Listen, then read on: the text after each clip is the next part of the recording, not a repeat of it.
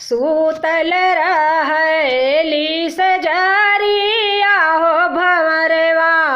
एक आवै हो भंवरवा एक आवै हो मोरी सखिया आगे पीछे मोरे माड़ राई हो सगुनवा बतलावै हो सगुनवा बतलावै हो मोरी सखिया आगे पीछे मोरे माड़ राई हो सगुनवा बतलावै हो सगुनवा बतलावै हो। एक मास बीतल दूसर मास देह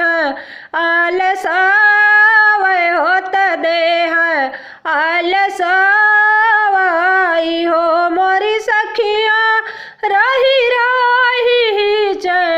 की सतावै हो निदरिया नाही आवै हो निदरिया नाही आवै हो मोरी सखिया राही राही की सतावै हो निदरिया नाही आवै हो निदरिया नाही आवै हो। इतना बचन सुनी सासू तो हमके बतलावै हो हमके बतलावै हो मोरी बहुअरी तुहरे होई है गोदी में ललनवा देवता ओई मनावै हो तो देवता मनावै हो मोरी बहुअरी तुहरी होई है गोदी में ललनवा तो देवता मनावै हो तो देवता मनावै हो।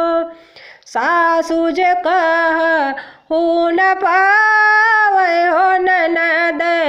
मोरी आई हो ननद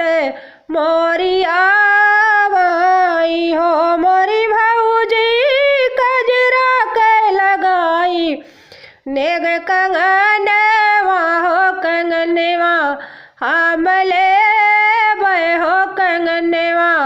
हम लेबै हो मोरी भौजी कजरा के लगाई नेग कंगनवा हो कंगनवा हम लेबै हो कंगनवा हम लेबै हो। 8 महीना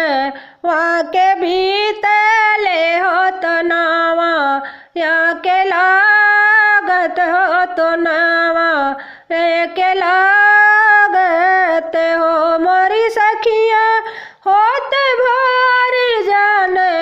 मेलनवा हो महलिया उठ सोहर हो महलिया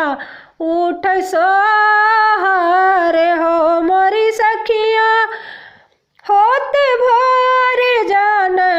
मेलनवा हो महलिया उठ सोहर हो महलिया उठ सोहर हो। अंगनवा में खिले राजा मेरो ललना आंगनवा में खिले राजा मेरा ललना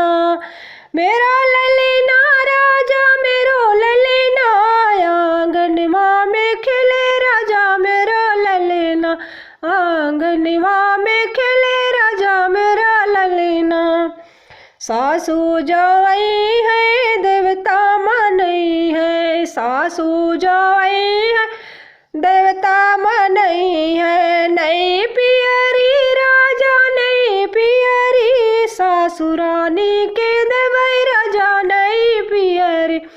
सासुरानी के देवै राजा नई पियरी अंगनैया में खेले राजा मेरा ललना जितनी जो आई है पिपरी पिसई है जिठनी जो आई पिपरी पिसई है। नई तिलरी राजा नई तिलरी